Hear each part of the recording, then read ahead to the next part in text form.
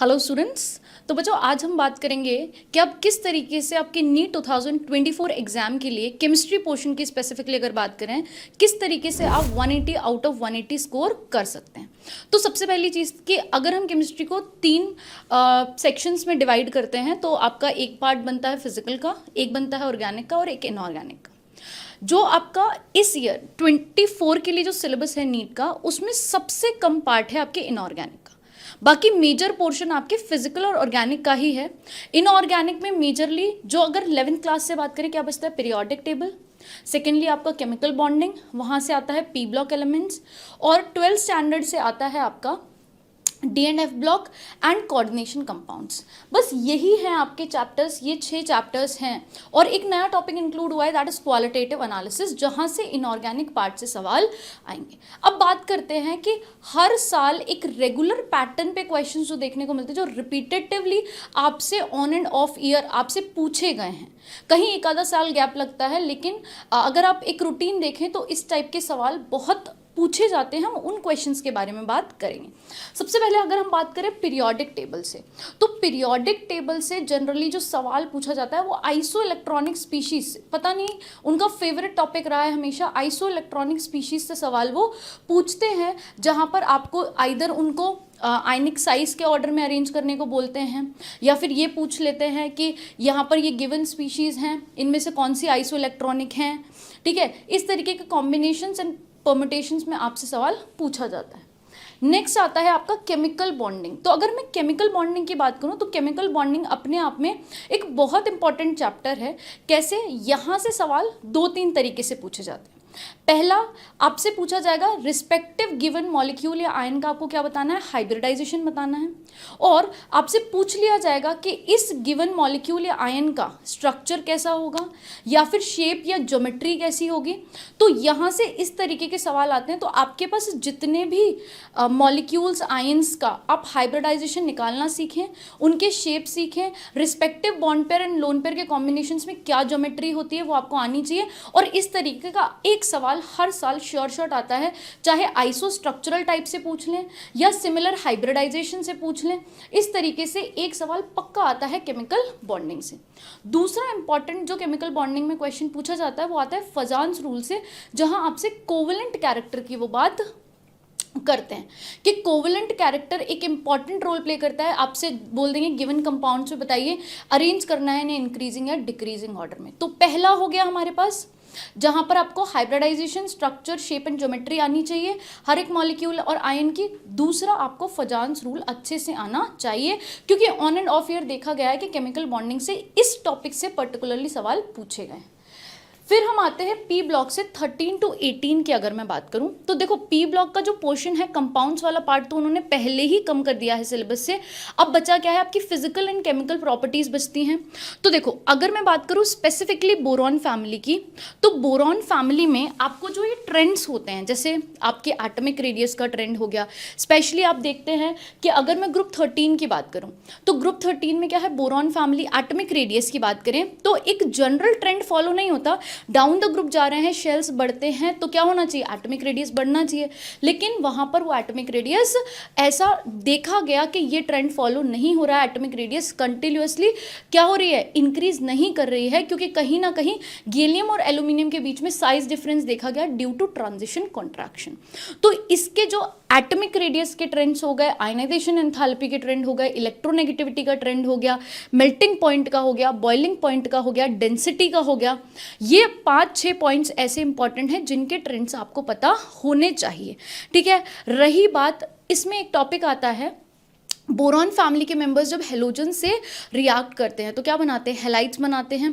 और जो हेलाइड्स वो बनाते हैं उनमें आपको ये चीज़ देखनी है कि एसिडिक स्ट्रेंथ का ऑर्डर क्या रहेगा, क्योंकि जैसे BF3 हो गया, BCl3 हो गया, इसमें क्या है BF3 BCl3, बोरॉन के पास वेकेंट ऑर्बिटल है, वो लोन पर एक्सेप्ट करने की टेंडेंसी रखता है, तो वो एसिड की तरह काम करता है वहाँ पर। तो कौन अच्छा एसिडिक स्ट्रेंथ शो करेगा इन गिवन हेलाइड्स में, इस तरीके से आपसे सवाल वहाँ पर पूछा जाएगा। एंड बहुत बहुत बहुत इंपॉर्टेंट है ऑक्साइड्स, ठीक है, जो भी आपके बोरॉन फैमिली के ऑक्साइड्स हैं उनमें आपको ये चीज़ तो बिल्कुल फिट कर लेनी है, जब आप डाउन द ग्रुप जा रहे हैं तो क्या होगा, लोअर ऑक्सीडेशन स्टेट की स्टेबिलिटी बढ़ती है, वहीं आप डाउन द ग्रुप जा रहे हैं फैमिली में, बोरॉन फैमिली में, तो क्या होगा, आपकी ज़्यादा हायर ऑक्सीडेशन स्टेट की जो स्टेबिलिटी है वो क्या करती है, डिक्रीज करती है डाउन द ग्रुप। ये कुछ इंपॉर्टेंट पॉइंट्स हैं आपके बोरॉन फैमिली से। फिर आते हैं कार्बन फैमिली या नाइट्रोजन, ऑक्सीजन, फ्लोरीन और नोबल गैस का कलेक्टिव बता देती हूँ। सारे ट्रेंड, चाहे वो आयनाइजेशन एंथैल्पी हो, चाहे एटॉमिक रेडियस हो, मेल्टिंग पॉइंट हो, बॉइलिंग पॉइंट हो, ये सारे आपको ट्रेंड पता होने चाहिए। आपके जो हाइड्राइड्स हैं उनमें एसिडिक बेसिक स्ट्रेंथ का ऑर्डर पता होना चाहिए आपको बॉन्ड एनर्जी का ऑर्डर पता होना चाहिए, क्योंकि पी ब्लॉक से अगर कंपाउंड से सवाल नहीं आ रहा है देन श्योरली सवाल कहाँ से आएगा, या तो उनके आयनाइजेशन एनर्जी के ट्रेंड से या फिर बॉन्ड एनर्जी के ट्रेंड से, ठीक है, इस तरीके से। और हाँ, हर एक फैमिली में जो फर्स्ट एलिमेंट है उसकी एनोमलस प्रॉपर्टीज, उनकी जो डिफरेंट प्रॉपर्टीज हैं उनके बारे में आपको एनसीईआरटी से मस्ट रीड करना है। आप एनसीईआरटी रीड करिए, आपके पी ब्लॉक से कोई भी सवाल नहीं छूटेगा, ठीक है। अब नेक्स्ट आते हैं डी एंड एफ ब्लॉक। देखो डी एंड एफ ब्लॉक में जो इंपॉर्टेंट पार्ट है वो क्या है, देखना, एक तो KMnO4 K2Cr2O7 की जो गिवन रिएक्शन है एनसीईआरटी में, उनको अच्छे से पढ़ लीजिए, बिल्कुल वहाँ से एक सवाल आ जाता है। दूसरा सवाल आता है स्टेबिलिटी ऑफ ऑक्सीडेशन स्टेट से, जहाँ पर रिडक्शन पोटेंशियल की वैल्यूज़ को आपको देखना होता है। ग्राफ्स दे रखे हैं आपके DNF में रिडक्शन पोटेंशियल्स के रिस्पेक्ट में, रिस्पेक्टिव डी ब्लॉक एलिमेंट्स के आयंस के, वो आपको ध्यान से देखने हैं। 3D 4D 5D सीरीज में जो एटॉमिक साइज के ट्रेंड्स हैं, लेंथेनॉइड कॉन्ट्रैक्शन है, वो अच्छे से पढ़ना है।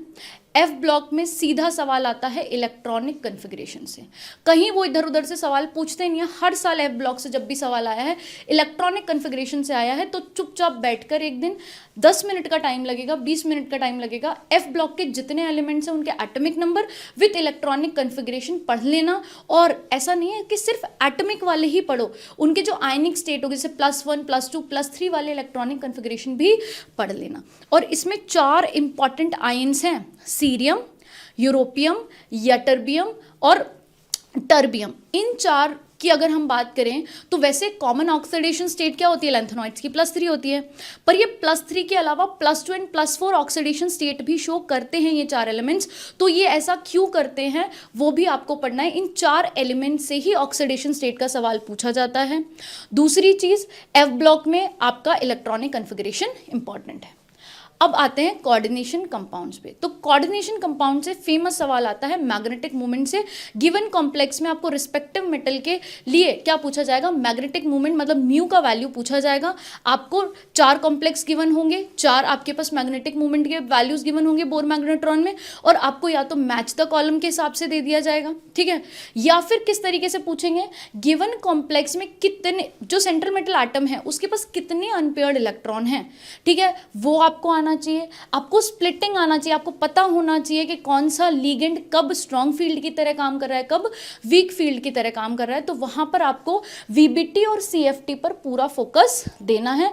कोऑर्डिनेशन से मैग्नेटिक मोमेंट का एक सवाल तो पक्का आता है, ठीक है। और एक और इसमें टॉपिक आता है दैट इज आइसोमेरिज्म, जहां पर आपको 6 टाइप के आइसोमेरिज्म पढ़ा रखे हैं, ठीक है, वो आपको आने चाहिए। Specially optical and geometrical isomerism से अगर सवाल आता है तो वो पार्ट आपका अच्छा होना चाहिए। चलिए लास्टली बात करते हैं क्वालिटेटिव एनालिसिस। बिल्कुल एकदम फ्रेश टॉपिक, नया टॉपिक इंट्रोड्यूस हुआ है नीट 2024 में, ठीक है। सॉल्ट एनालिसिस अब तक नहीं पूछा जाता था, बट अब केटायन एनायन की रिस्पेक्ट में आपसे सवाल पूछे जाएंगे। तो क्वालिटेटिव एनालिसिस के लिए आपको एक बार सॉल्ट एनालिसिस तो कहाँ से पढ़ना है, आपके लैब मैनुअल से पढ़ लेना है। और कोशिश करिए एक बार अभी रीड कर लीजिए और एग्जाम से 1 वीक पहले रिवीजन करना, क्योंकि ये टॉपिक ऐसा रहता है जनरली याद नहीं रहता बच्चों को, ठीक है। एक सर्टेन पॉइंट ऑफ टाइम के बाद हम भूलने लगते हैं चीज़ों को। तो अगर आप एक बार पढ़ लेंगे देन श्योरली आपका क्या होगा, रिविजन हो जाएगा। जब आप एग्जाम देने जाएंगे तब आप रिवाइज करिए। तो ये तो मैंने बता दिए वो सवाल जो हर साल श्योरली पूछे गए हैं नीट में फ्रॉम दीज रिस्पेक्टिव टॉपिक्स। अब आते हैं हमारे ऑर्गेनिक वाले पार्ट पर, ठीक है। ऑर्गेनिक वाले पार्ट पर तो जनरल ऑर्गेनिक केमिस्ट्री में बात करेंगे। तो जनरल ऑर्गेनिक केमिस्ट्री के अगर प्रीवियस ईयर क्वेश्चन आप उठाकर देखो, सवाल पूछा जाता है स्टेबिलिटी ऑफ कार्बोकेटाइन से, सवाल पूछा जाता है हाइपर कॉन्जुगेशन से। ठीक है, तो ये दोनों टॉपिक बहुत इंपॉर्टेंट है और कार्बोकेटाइन तो जिसमें बहुत ही ज़्यादा इंपॉर्टेंट है। ठीक है, इसके बाद सवाल आता है एसिडिक एंड बेसिक स्ट्रेंथ से। ठीक है, चाहे वो कार्बोक्सिलिक एसिड्स के हों या फिनॉल्स के हों, बहुत ज़्यादा फोकस तरीके से सवाल वहीं से आता है। आपको पूरी नॉलेज होनी चाहिए कौन सा ग्रुप माइनस आई है, कौन सा प्लस आई है, कौन सा माइनस एम है, कौन सा माइनस प्लस एम है। ठीक है, कौन प्लस एच शो कर रहा है, कितना माइनस एच। और हाँ, एक और इम्पॉर्टेंट चीज़, यहाँ से सवाल स्टेबिलिटी ऑफ एल्कीन से भी आता है। ठीक है, कि आपको एल्कीन की स्टेबिलिटी बतानी होती है तो आपको वहाँ पर श्योरली अल्फा हाइड्रोजन काउंट करने आने चाहिए। तो एक बार मैं इसको वापस से समराइज करूँगी। Stability of carbocation, hyper conjugation, acidic basic strength. ठीक है, और एसिडिक बेसिक स्ट्रेंथ तो बहुत वाइड हो जाता है। अगर आप रिवीजन करने बैठ रहे हैं तो stability of carbocation, hyper conjugation और स्टेबिलिटी ऑफ एल्कीन पर ज़रूर ध्यान दें। चलिए आगे बात करते हैं हाइड्रोकार्बन्स। पूरे ऑर्गेनिक केमिस्ट्री का हीरो ही कौन है आपका? हाइड्रोकार्बन्स हैं। सारी जितनी भी रिएक्शन हाइड्रोकार्बन्स में आप पढ़ते हैं, कहीं ना कहीं 12th स्टैंडर्ड में जब जाते हैं आप, तो वो पूरी रिएक्शंस रिपीट होती हैं। चाहे मैं ओजोनोलिसिस की बात करूं, कोलबेस इलेक्ट्रोलाइसिस की बात करूं, या फिर हेलोजिनेशन ऑफ एल्केन की बात करूं, वो सारी रिएक्शंस आपकी रिपीट होती हैं 12th स्टैंडर्ड में। तो हाइड्रोकार्बन एक ऐसा चैप्टर है, पूरा अच्छे से पढ़ लो। 12th स्टैंडर्ड के पूरे chapter from haloalkanes to amines बहुत स्मूथ हो जाएंगे। अब चलिए हाइड्रोकार्बन्स में important addition of hydrogen halide.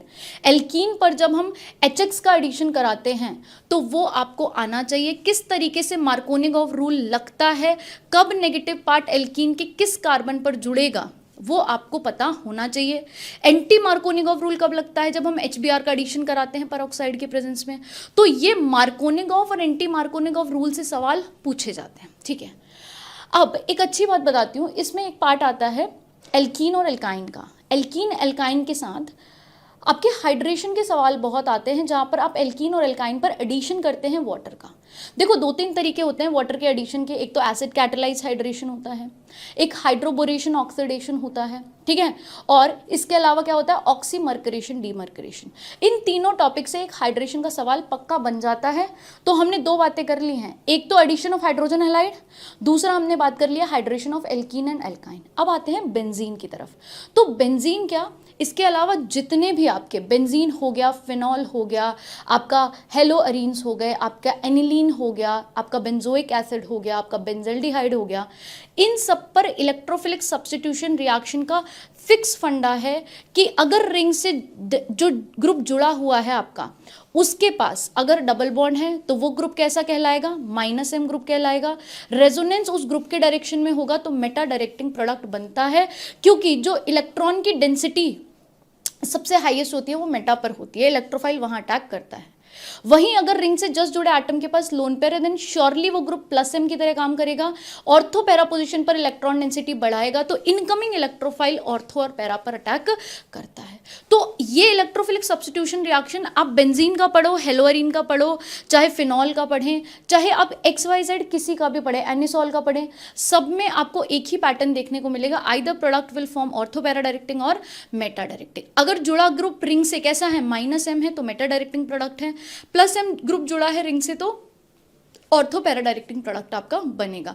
इस एक रिएक्शन से, इलेक्ट्रोफिलिक सब्स्टिट्यूशन रिएक्शन से आपके बहुत सारे चैप्टर्स के रिएक्शंस कवर हो जाएंगे। तो आप एक दिन बैठिए, 1 घंटे का समय लीजिए, आपका हाइड्रोकार्बन्स हो गया, हेलो एल्किन हेलोअरीन हो गया, अल्कोहल फिनॉल ईथर हो गया, एल्डिहाइड कीटोन कार्बोक्सिलिक एसिड हो गया, अमाइंस हो गया, उनमें जितनी भी इलेक्ट्रोफिलिक सब्स्टिट्यूशन रिएक्शन है एक पेज पर लिख लेंगे और उनको कलेक्टिवली रिवाइज करेंगे तो आपको ये भी समझ आएगा कि कब ऑर्थो डायरेक्टिंग प्रोडक्ट बनेगा एंड कब मेटा डायरेक्टिंग प्रोडक्ट आपका बनेगा। चलिए अब बात करते हैं किसकी? हेलो एल्केन्स एंड हेलोअरीन्स की। तो यहाँ पर हेलोजिनेशन से बहुत क्वेश्चन आते हैं। फ्री रेडिकल वाली जो रिएक्शन है आपकी, वो जहाँ पर एल्केन का आप हेलोजिनेशन करते हैं सनलाइट के प्रेजेंस, बहुत फेमस रिएक्शन है।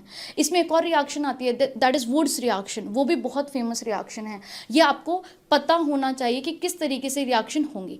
और हेलो एल्केन हेलोअरीन से जो प्रीडोमिनेंटली सवाल पूछा जाता है that is from nucleophilic substitution reaction, चाहे वो SN1 हो SN2। सवाल किस तरीके से आता है? गिवन गिवन 4 कंपाउंड्स हैं, इनमें SN1 कौन देगा? SN1 वो देगा जिसके पास क्या हो, 3 डिग्री कार्बोकैटायन हो, ठीक है, या मोर स्टेबल कार्बोकैटायन का फॉर्मेशन हो रहा हो। वहीं SN2 में क्या पूछेगा, गिवन कंपाउंड्स में SN2 किस में होगा, जहां पर क्या हो रहा हो कि लीविंग ग्रुप फटाफट से लीव कर रहा हो, बल्कीनेस कम हो सबस्ट्रेट की, वहां पर न्यूक्लियोफाइल का अटैक ईजी हो, ठीक है। तो न्यूक्लियोफिलिक सब्स्टिट्यूशन रिएक्शन अच्छे से पढ़ के जाइए, हेलोएल्केन हेलोअरीन से एक सवाल आपको वहां से मिल जाता है, ठीक है। नेक्स्ट बात करते हैं alcohol, phenol and ether. Alcohol, phenol, ether में लूकास टेस्ट आप देखना, उठाना अपने पीवाईक्यू को, ल्यूकास टेस्ट से आपको सवाल मिलते ही मिलते हैं। बहुत छोटा सा टॉपिक है, टर्बिडिटी का टाइम पूछा जाता है, वो आपको पता होना चाहिए। फिनॉल्स में बात करें, डाउस प्रोसेस इंपॉर्टेंट प्रोसेस है, यहाँ से सवाल पूछा जाता है, इंटरमीडिएट आपसे पूछे जाते हैं। और इलेक्ट्रोफिलिक सब्स्टिट्यूशन रिएक्शन तो आपको पढ़नी है, उसमें तो कोई डाउट है ही नहीं, ठीक है। नेक्स्ट आते हैं ईथर। ईथर वाला पार्ट आपके डिड्यूस कर दिया गया है आपके नीट के सिलेबस से, सिर्फ थोड़ा थोड़ा इंट्रो वाला पार्ट है, तो विलियमसन सिंथेसिस आप पढ़कर जाएंगे तो भी आपका काम हो जाएगा, ठीक है।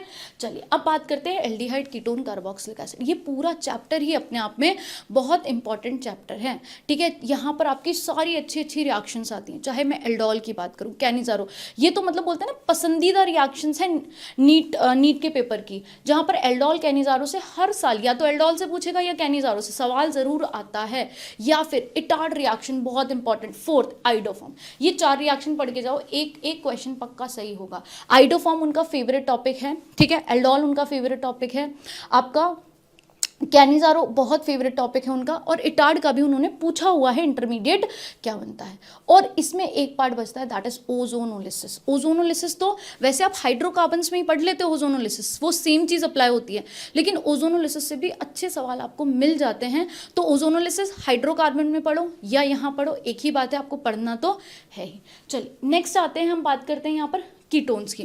तो आइडोफॉर्म टेस्ट की मैंने बात कर ही ली है। कार्बोक्सिलिक एसिड पर चलते हैं। तो कार्बोक्सिलिक एसिड में एस्टेरिफिकेशन की जो रिएक्शन है वो अपने आप में बड़ी इंपॉर्टेंट है। एस्टेरिफिकेशन की रिएक्शन आपको कई जगह मिलती है, तो आप बिल्कुल यहाँ पर एस्टेरिफिकेशन का सवाल पढ़कर जाएं और यहाँ पर इलेक्ट्रोफिलिक सब्स्टिट्यूशन रिएक्शंस जरूर देख कर जाएं, ठीक है। नेक्स्ट आता है आपका अमाइंस चैप्टर। अमाइंस चैप्टर में जो हीरो हैं इस चैप्टर के, एक पहली रिएक्शन कार्बेलामीन रिएक्शन, दूसरी Gabriel phthalimide synthesis, fourth Hoffmann bromamide degradation, and third आपका हॉफमैन ब्रोमोमाइड डिग्रेडेशन हो गया, fourth Hinsberg reagent. Hinsberg reagent से आपको ढेरों सवाल मिलेंगे, खूब सवाल मिलते हैं हिंसबर्ग रिएजेंट से, तो वो आपको अच्छे से पढ़कर जाना ही जाना है। 4 रिएक्शन रिपीट कर रही हूँ, carbylamine reaction, Gabriel phthalimide synthesis, Hofmann bromamide degradation, और यहाँ पर आपका हिंसबर्ग रिएजेंट। और रही बात किसकी, सेंड मेयर्स रिएक्शन की, तो सेंड मेयर रिएक्शन आप या तो यहाँ पढ़ें या फिर हेलोएल्केन हेलोअरीन के प्रिपरेशन मेथड में पढ़ें, आपका पक्का पक्का सवाल सही हो जाएगा, ठीक है। चलिए बायोमॉलिक्यूल्स की बात करें, तो बायोमॉलिक्यूल्स में क्लियरली मेंशन करती हूँ, कार्बोहाइड्रेट्स की बात करें, किसकी बात करें, कार्बोहाइड्रेट्स की। तो कार्बोहाइड्रेट्स में हैवर्थ प्रोजेक्शन बनाने आने चाहिए अल्फा डी ग्लूकोज के, बीटा डी फ्रक्टोज के, क्योंकि इनके कॉम्बिनेशन से कहीं ना कहीं आपके बायोपॉलिमर्स बनते हैं, जैसे स्टार्च, सेलुलोज, आपका ग्लाइकोजन हो गया, ठीक है। इसके बाद लैक्टोज, माल्टोज, इन सब में क्या है, ये लगने में बहुत बड़े लगते हैं हमको कि भाई लैक्टोज का कैसे याद रहेगा, माल्टोज का कैसे याद रहेगा, स्टार्च का। आपको स्ट्रक्चर तो सिर्फ 2 ही याद रखनी है, एक फ्रक्टोज की और एक ग्लूकोज की, और वो भी कौन सी वाली, हैवर्थ प्रोजेक्शन। सारा काम हैवर्थ प्रोजेक्शन का ही है, फिशर प्रोजेक्शन का ज़्यादा काम नहीं है, ठीक है। उसमें फिर आते हैं प्रोटीन्स में। तो प्रोटीन्स में essential and non essential amino acid से सवाल पूछा जाएगा, जहाँ 4 ऑप्शन देगा और पूछ लेगा इनमें से असेंशियल अमीनो एसिड कौन है। एनसीईआरटी में एक बढ़िया सा टेबल बना हुआ है essential non essential amino acid का, उसको बस अच्छे से पढ़ लेना। और एक और इनका ऐसा सवाल है जो वो पूछते हैं, वो क्या है, ऐसा कौन सा अमीनो एसिड है जो कि अकायरल है या फिर ऑप्टिकली इनएक्टिव है, वो कौन है, ग्लाइसिन है, ठीक है। चलिए अब इसमें आते हैं न्यूक्लिक एसिड। तो न्यूक्लिक एसिड में आपको जो आपके नाइट्रोजनस बेसिस हैं उन पर ध्यान देना है, कौन किसके साथ क्या करता है, कोडिंग कर, कौन किसके साथ कंपैटिबिलिटी रखता है, ठीक है, कौन किसके कॉम्प्लीमेंट्री होता है, जैसे एडेनिन कॉम्प्लीमेंट करता है थाइमिन को, ग्वानिन कॉम्प्लीमेंट करता है साइटोसिन को, इनके बीच में कितने नंबर ऑफ बॉन्ड्स एग्जिस्ट करते हैं उनके बारे में आपको बात करनी है। और ऐसा कौन सा नाइट्रोजनस बेस है जो कि आरएनए में एग्जिस्ट नहीं करता और डीएनए में अलग होता है, ठीक है, यूरेसिल थाइमिन की बात हो रही है।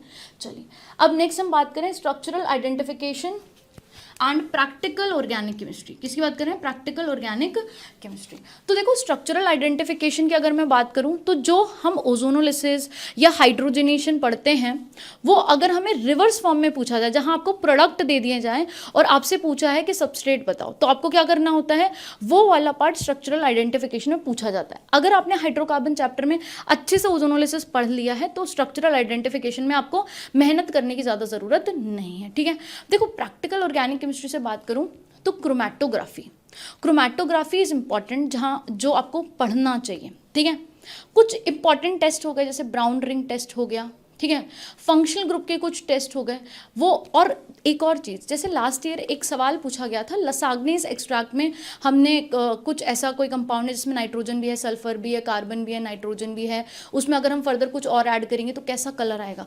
तो देखो आपके पास लसाग्नेस एक्सट्रैक्ट जो टेस्ट आप लगाते हो प्रेजेंट आइडेंटिफिकेशन ऑफ एलिमेंट वाला, उसमें 3-4 ही है, नाइट्रोजन का, सल्फर का, हेलोजन का, वो चारों अच्छे से पढ़ लेना, एक सवाल सही हो जाएगा। ठीक है, आगे चलते हैं। अब आता है important part, that is physical chemistry. Physical chemistry से सबसे ज़्यादा डर आप लोगों को लगता है क्योंकि कहीं ना कहीं न्यूमेरिकल पार्ट से सवाल पूछा जाता है, इतना कॉन्फिडेंस नहीं होता है हमारे अंदर कि हमारी कैलकुलेशन सही है नहीं है, तो बच्चा बहुत कतराता है इस पार्ट से। मोल कॉन्सेप्ट की बात करते हैं। मोल कॉन्सेप्ट में जितने भी आपके कॉन्सेंट्रेशन टर्म्स हैं, चाहे मोल फ्रैक्शन हो, मोलारिटी हो, मोलालिटी हो, नंबर ऑफ मोल्स हो, नंबर ऑफ इक्विवेलेंट्स हो, ठीक है, जितने भी हैं सबके फॉर्मूला एक बार अच्छे से पढ़ लीजिए, रिवाइज कर लीजिए। कोई हार्ड सवाल नहीं आता है, बहुत हल्के फुल्के सवाल आते हैं, बस आपको सवाल को अच्छे से रीड करना आना चाहिए। ठीक है, और अगर आप सोचो कि आप खुद ये चीज़ को एनालाइज कर सकते हो कि आपका 3 घंटा 20 मिनट का पेपर होता है, 45 क्वेश्चन आपको अटेम्प्ट करने हैं, किसमें? केमिस्ट्री में, 45 फिजिक्स में, ठीक है, और 90 आपको अटेम्प्ट करने हैं बायो में। 180 क्वेश्चंस हैं, ठीक है, 180 क्वेश्चंस है और आपके पास टाइम वही है। ठीक है, तो 1 मिनट में एक सवाल करना होता है, 1 मिनट में एक सवाल करना है, तो वो तुम्हें ज़्यादा हाई फाई ऐसा नहीं देंगे, हाई फाई कैलकुलेशन दे देंगे, बस वो तुमसे तुम्हारे नॉलेज टेस्ट कर रहे हैं। आपको क्वेश्चन रीड करना आना चाहिए। अगर आप क्वेश्चन प्रॉपरली रीड कर रहे हैं तो कैलकुलेशन टफर साइड पे नहीं जाएगी, बस आपको फॉर्मूला प्लेसिंग अच्छे से आनी चाहिए। देखो मोल कॉन्सेप्ट से एम्पेरिकल फॉर्मूला से सवाल पूछे गए हैं, पैटर्न देख लेना पीवाईक्यू उठा के, एम्पेरिकल फॉर्मूला से सवाल आपको मिलेंगे ही मिलेंगे, और दूसरे कंसंट्रेशन टर्म्स जैसे percent weight by volume, percent weight by weight, इस तरीके से। ठीक है, अब नेक्स्ट बात करते हैं एटॉमिक स्ट्रक्चर की। देखो एटॉमिक स्ट्रक्चर से क्वांटम नंबर बहुत इजी पार्ट है, बहुत इजी पार्ट है, जहां पर आपको 4 set of quantum numbers they दिए जाएंगे, रिस्पेक्टिव सबशेल पूछ लेगा और बाइटल पूछ लेगा, या फिर कितने इलेक्ट्रॉन्स प्रेजेंट है, ये सारी चीज़ें वो पूछ सकता है, कितनी कैपेसिटी होगी रिस्पेक्टिव और बाइटल की। तो NLMN अच्छे से पढ़ लीजिए, हार्डली से हार्डली, अगर बिल्कुल ब्लैंक जीरो स्पॉट पे कुछ नहीं आता है आपको, तब भी 1 घंटे में आप क्वांटम नंबर सीख सकते हैं आज भी। ठीक है, अभी आपके पास सफिशिएंट अमाउंट ऑफ टाइम है, today it is 11th of March। अगर आप देखें आपके पास प्रॉपर 1.5 महीना है, प्रॉपर 1.5 महीना है जहाँ पर आप अच्छे से तैयारी कर सकते हैं। ठीक है, 1 महीना 25 दिन बहुत होते हैं तैयारी के लिए। ठीक है, अब एटॉमिक में एक तो हमने बात कर ली किसकी, क्वांटम नंबर्स की, जहाँ से सवाल पूछे जाते हैं। दूसरा इंपॉर्टेंट है हाइड्रोजन स्पेक्ट्रम। हाइड्रोजन स्पेक्ट्रम से काफ़ी क्वेश्चंस आते हैं, तो वो आपको अच्छे से आना चाहिए। ठीक है, थर्ड आती है बोर। ठीक है, बोर भी बहुत इंपॉर्टेंट है वहाँ पर, तो ये चीज़। अब नेक्स्ट आते हैं हम थर्मोडाइनमिक्स से बात करते हैं। फर्स्ट लॉ ऑफ थर्मोडाइनमिक्स पढ़ के जाओ, एक सवाल पक्का बिल्कुल 100% सही होगा। फर्स्ट लॉ ऑफ थर्मोडाइनमिक्स पे पूरा फोकस करके जाना, एक सवाल पक्का सही होगा ही होगा। केमिकल इक्विलिब्रियम पर आते हैं, अभी पीवाईक्यू उठाकर देखना, सवाल सिर्फ 2 ही जगह से पूछे हैं। पहला, आपको 2 रिएक्शन दे दी जाएंगी, उनके रिस्पेक्ट में इक्विलिब्रियम कांस्टेंट दे दिए जाएंगे, और एक तीसरी रिएक्शन का इक्विलिब्रियम कांस्टेंट आपसे पूछ लिया जाएगा। इस टाइप के सवाल ही हर साल पूछे गए हैं, और अगर यहाँ से सवाल नहीं आया देन श्योरली सवाल कहाँ से आएगा, केपी केसी के रिलेशन से, where KP is equals to KC RT to the power delta NG, यहाँ से फिक्स शॉर्ट सवाल आ जाता है। आप पीवाईक्यू उठाकर देखेंगे 2 ही सवाल मिलेंगे, या तो केपी केसी के रिलेशन से या फिर आपको इक्विलिब्रियम कांस्टेंट पूछा जाएगा। और अगर थर्ड चीज से सवाल आया तो वो श्योरली ली चार्टलियर प्रिंसिपल से ही सवाल आता है। ठीक है, चलिए आयनिक की बात करते हैं। आयनिक इक्विलिब्रियम की जब आप बात करते हैं, पीएच पीओएच निकालना सीख लो। पीएच पीओएच निकाल लोगे, पीके के निकालना आता है, बिल्कुल स्मूथली काम हो जाएगा। और एक बफर पढ़कर जाना, और दूसरा केएसपी भी निकालना आना चाहिए। 4 पॉइंट है, पीएच, पीओएच और बफर और केएसपी, ये 4 सॉल्युबिलिटी प्रोडक्ट, ये 4 पढ़कर जाओ। लिक्विड सोल्यूशन, लिक्विड में है ही क्या, हेनरी लॉ है, राउल्ट लॉ है, या तो हेनरी से सवाल आ जाएगा, राउल्ट से आ जाएगा। और हेनरी लॉ से डायरेक्टली सवाल नहीं आता, हेनरी लॉ से सवाल आता है एप्लीकेशन पार्ट से, जैसे स्कूबा डाइविंग वगैरह के जो एग्जांपल्स हैं वहाँ से सवाल पूछते हैं। दूसरी बात करें राउल्ट्स लॉ की, तो राउल्ट्स लॉ से एक सवाल पूछ लेगा, ठीक है। और रही बात कॉलिगेटिव प्रॉपर्टीज़ की, चाहे आरएलवीपी की बात करो, डिप्रेशन एंड फ्रीजिंग पॉइंट की बात करो, ऑस्मोटिक प्रेशर की बात करो, ठीक है, उस केस में चारों कोई भी प्रॉपर्टी है, ठीक है, एलिवेशन एंड बॉइलिंग पॉइंट की बात करो, चारों में से एक से सवाल पूछ लेगा। वेंट ऑफ फैक्टर की तैयारी आपकी अच्छी होनी चाहिए, आपको वेंट ऑफ फैक्टर निकालना आना चाहिए, ठीक है। मैंने बोल दिया, दोबारा रिपीट कर देती हूँ, हेनरी लॉ, राउल्ट्स लॉ, चारों कॉलिगेटिव प्रॉपर्टी, आपके यहाँ से 2 सवाल भी आए तो दोनों सही होकर जाएंगे। नेक्स्ट आता है इलेक्ट्रोकेमिस्ट्री। इलेक्ट्रोकेमिस्ट्री में 3 जगह से सवाल बनता है। सबसे आसान सवाल बनेगा कॉलरॉश लॉ से। कहाँ से बनेगा? कॉलरॉश लॉ से। वहाँ पर 100% बच्चों का आंसर सही आता है, क्योंकि बहुत सिंपल है, ज़्यादा मेहनत का काम ही नहीं है। Limiting molar conductivities cation anion की आपको ऐड करनी होती हैं बस, ठीक है। दूसरी अगर मैं बात करूँ, सेल पोटेंशियल निकालने को बोलेगा तो नर्स्ट इक्वेशन है हमारे पास, नॉन स्टैंडर्ड कंडीशन पर सेल पोटेंशियल निकालने को बोला है तो नर्स्ट इक्वेशन लगा दो, 100% आंसर सही आता है। और तीसरा आता है इलेक्ट्रोलाइसिस के जो प्रोडक्ट्स होते हैं। इलेक्ट्रोलाइसिस में क्या प्रोडक्ट होगा, कौन सी गैस एनोड पर लिबरेट होगी, कौन सी कैथोड पर लिबरेट होगी, इस तरीके के सवाल आपसे पूछे गए। और फोर्थ अगर सवाल आएगा तो कहाँ से आएगा? Conductance, conductivity, resistivity, cell constant, यहाँ से सवाल आते हैं। तो इस चैप्टर में जितने भी फॉर्मूलाज हैं आप उन्हें एक पेज पर लिखेंगे, चाहे मोलर कंडक्टिविटी का हो, चाहे आपके कॉलरॉश लॉ हो, चाहे नर्स्ट इक्वेशन हो, या स्टैंडर्ड कंडीशन पर सेल पोटेंशियल निकालना हो, डेल्टा जी निकालना हो इक्विलिब्रियम कांस्टेंट के रिस्पेक्ट में, तो वो सारे फॉर्मूलाज आप एक पेज पर लिखेंगे। और 3 जगह से सवाल आता है, एक नर्स्ट इक्वेशन से आता है, दूसरा कॉलरॉश लॉ से आता है, तीसरा इलेक्ट्रोलाइसिस के प्रोडक्ट से सवाल आता है। और श्योर शॉर्ट क्वेश्चंस आते हैं। देखो मैं फिर बोल रही हूँ कि इस बात से बिल्कुल मत घबराना फिजिकल केमिस्ट्री में कि वो तुमसे बहुत टफ कैलकुलेशन पूछेंगे। 1 मिनट का सवाल होता है तो वो पेपर इस तरीके से ही सेट करते हैं कि क्या हो, सारी चीज़ें कैंसिल हो जाएं और आसानी से बच्चे का आंसर निकले, क्योंकि वो आपका कॉन्सेप्ट जज कर रहे हैं, आपकी कैलकुलेशन जज नहीं कर रहे हैं। 1 मिनट का जो सवाल होगा 1 मिनट के हिसाब से ही कैलकुलेशन आपको दी जाएगी, तो डरने की कोई बात नहीं है, ठीक है। नेक्स्ट आता है आपका kinetics. Very very simple, easy and marks grab करने वाला चैप्टर। जिसने ये चैप्टर पढ़ लिया उसके 2 सवाल 8 नंबर पक्के हैं। कैसे?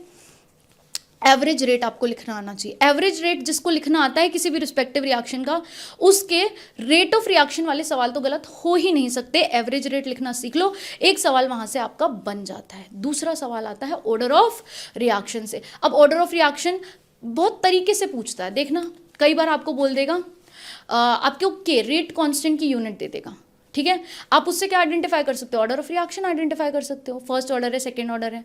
कई बार आपको रेट लॉ दे देगा, और रेट लॉ से आप क्या करोगे? कंसंट्रेशन जो रिएक्टेंट की पावर में है उनका सम कर दो, ऑर्डर आ जाएगा आपके पास, ठीक है। इसके अलावा दो इंपॉर्टेंट में पहली जो आपकी इंटीग्रेटेड रेट लॉ और डिफरेंशियल इंटीग्रेटेड रेट लॉ से जो इक्वेशन बनती है आपकी जीरो ऑर्डर रिएक्शन की, C T is equals to minus K T plus C naught वाली, वो बहुत बहुत बहुत इंपॉर्टेंट है, वहाँ से सवाल पूछता है। और फर्स्ट ऑर्डर रिएक्शन की जो इम्पॉर्टेंट फॉर्मूला है वो तो मैं यहाँ लिख ही देती हूँ, ठीक है। यहाँ से तो हर साल सवाल पूछा ही गया है। ये फॉर्मूला अभी याद कर लो, ठीक है। K is equals to 2.303 upon T log base में 10 C naught by C T, ठीक है। ये फॉर्मूला याद कर लो, एक क्वेश्चन यहाँ से 100% आएगा। ये किसके लिए है? जब n का वैल्यू क्या होता है? 1। फर्स्ट ऑर्डर काइनेटिक्स के लिए फॉर्मूला है, हर साल सवाल आया, हर साल सवाल, फिक्स सवाल है। फर्स्ट ऑर्डर रिएक्शन से जब भी सवाल पूछा गया है फॉर्मूला यही लगाना है, दूसरा कोई फॉर्मूला है ही नहीं, ठीक है। फर्स्ट ऑर्डर रिएक्शन से अगर टी हाफ पूछ ले तो ये फॉर्मूला रट लो बिल्कुल कि भाई 0.693 बाई के।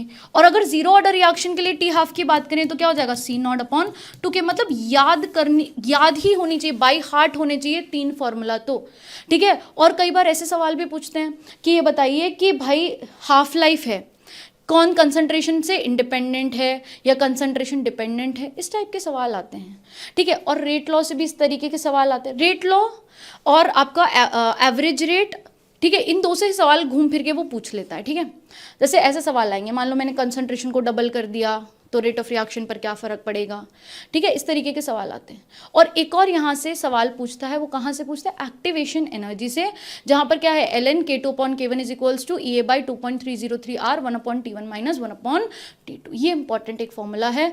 तो भाई यहाँ से अगर हम देखें, हमने सारे चैप्टर्स कवर कर लिए हैं और जहाँ से श्योरली क्वेश्चन आता है वो सारे टॉपिक्स मैंने मेंशन कर दिए। अब अगर आप ऑन एन एवरेज देखें ना, 9, 8, 17, 17 और 6, 23, हर रोज़ 23 दिन की बात कर रही हूँ मैं, हर रोज़ एक चैप्टर उठाएंगे, मैंने जो टॉपिक्स बताए हैं उनको आप पढ़ेंगे, तो कहने के लिए तो हम हर रोज़ एक चैप्टर कवर कर रहे हैं, लेकिन जो टॉपिक्स मैंने बोले हैं वो आपके 1 घंटे में ही कवर हो जाएंगे, 1 घंटे से ज़्यादा टाइम भी नहीं लगेगा।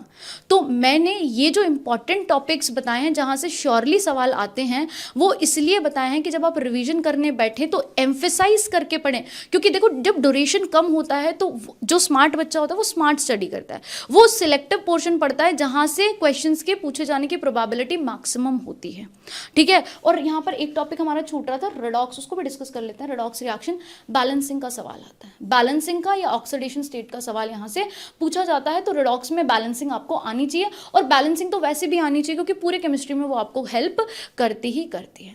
तो मैं आपको सिंपली बोल रही हूँ, 23 दिन का हमारे पास टारगेट है। 23 दिन में हर रोज़ 1 घंटा निकालकर जो ये इंपॉर्टेंट टॉपिक्स हैं उनके बारे में पढ़ें, उनको अच्छे से डिटेल में डिस्कस करें, देखें, फॉर्मूलाज को याद करें, रिवाइज करें, और इसके बाद आप पूरे चैप्टर को पढ़ो। मैं ये नहीं बोल रही हूँ 1.5 महीना है, आराम से हर रोज़ एक पूरा चैप्टर भी कंप्लीट करोगे, PYQ लगाओगे तो भी आप पूरा सिलेबस आसानी से कवर कर लोगे, रिवाइज कर लोगे। लेकिन जो ये इंपॉर्टेंट टॉपिक्स हैं एग्जाम पॉइंट ऑफ व्यू से इंपॉर्टेंट है, इसलिए इनको एम्फेसाइज करके पढ़ना, इनको याद रखना, मेमोराइज करना, फॉर्मूलाज को कोशिश करना जितना आप रिवाइज कर सको रिवाइज करो।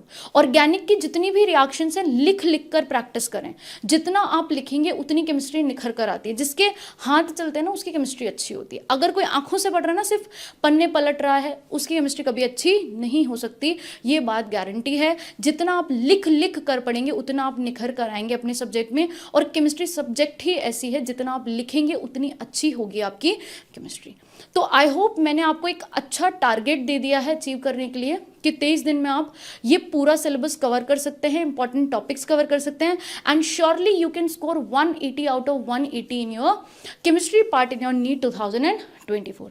अगर हम 180 to 180 का टारगेट भी ना अचीव करें, तो अगर आपने इतना पढ़ लिया 150 प्लस की कैटेगरी में, तो आप श्योरली ही हो, क्योंकि आपने ये एम्फेसाइज करके इंपॉर्टेंट टॉपिक्स पढ़ लिए। बाकी पूरा रिवाइज तो करना ही है आपको, एक बार गो थ्रू करना ही है, देन श्योरली आप एक अच्छा स्कोर अचीव कर सकते हैं।